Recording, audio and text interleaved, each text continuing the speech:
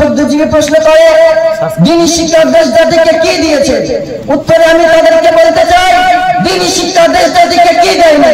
যদি না দিয়ে থাকে সেটা হলো বেদুনের শিক্ষা, যদি না দিয়ে থাকে সেটা হলো বেঈমানের শিক্ষা, যদি না দিয়ে থাকে সেটা হলো বেহায়া নির্লজ্জতার শিক্ষা, যদি না দিয়ে থাকে সেটা হলো গোলামি ও স্বার্থপরতার শিক্ষা।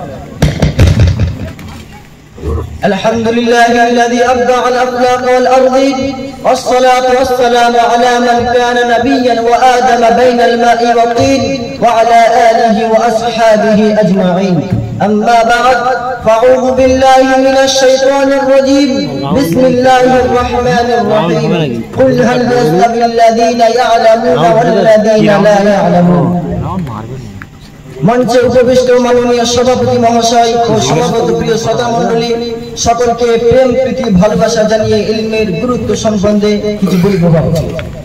শুধু শ্রোতাবর্গ, ইলম সংক্রান্ত আলোকপাত করে সুপ্রারম্ভে ইলম শব্দের আবিধারিক অর্থ প্রতি জ্ঞাত হওয়া আবশ্যক বলে মনে করি।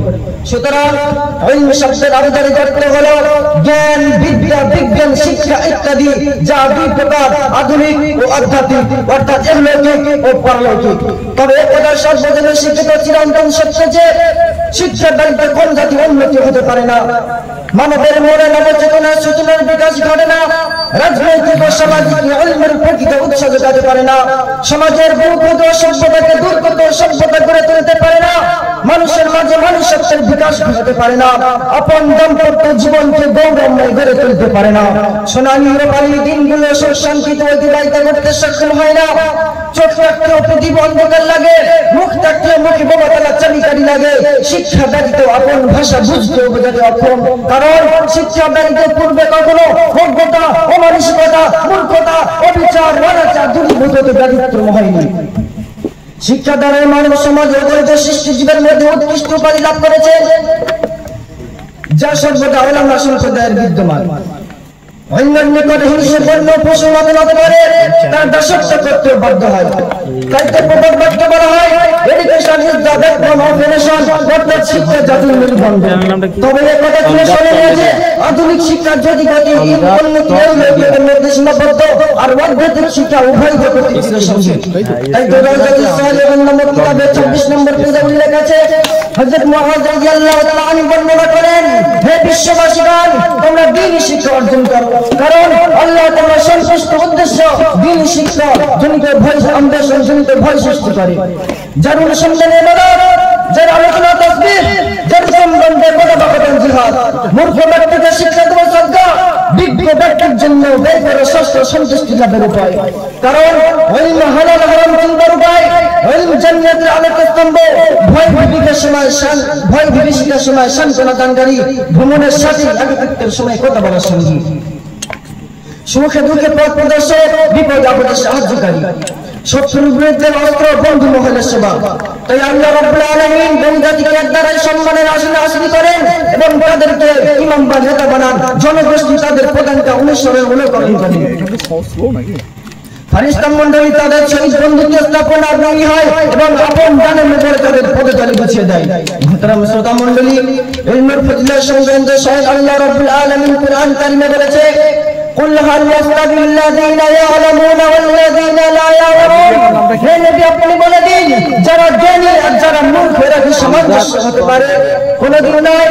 যেমন রাত দিন, সাদা কালো, পুরুষ মহিলা, চক্ষুবন্ধ সামঞ্জস্য হতে পারে না, ঠিক তেমন একজন বিজ্ঞ আর একজন অজ্ঞ সামঞ্জস্য হতে পারে না।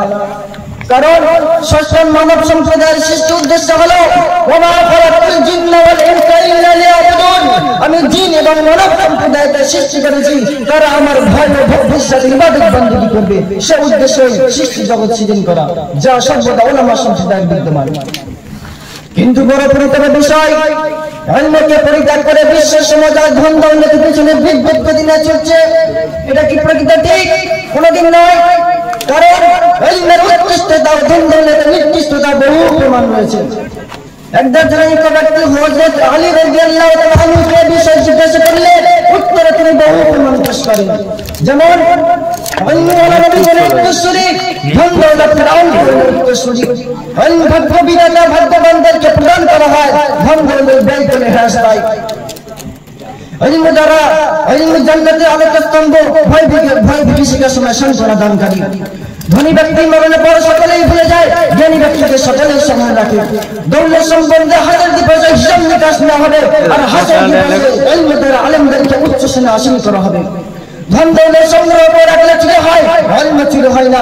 ধন দৌলত সুখে নিদ্রাকে হরণ করে, ইলম সুখে সৎ কাজে দিতে আহ্বান করে।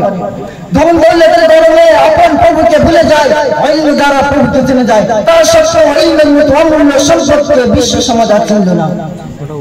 অপরন্ত কিছু সংখ্যক বুদ্ধিজীবী প্রশ্ন করে, দ্বীনি শিক্ষা দেশ জাতিকে কি দিয়েছে? উত্তরে আমি তাদেরকে বলতে চাই, দ্বীনি শিক্ষা দেশ জাতিকে কি দেয়নি। যদি না দিয়ে থাকে সেটা হলো বেদুনের শিক্ষা, যদি না দিয়ে থাকে সেটা হলো বেইমানের শিক্ষা, যদি না দিয়ে থাকে সেটা হলো বেহায়া উল্লাসিত শিক্ষা, যদি না দিয়ে থাকে সেটা হলো গোলামি ও স্বার্থপরতার শিক্ষা, যদি না দিয়ে থাকে সেটা হলো কাপুরুষতা ও সচেতন শিক্ষা।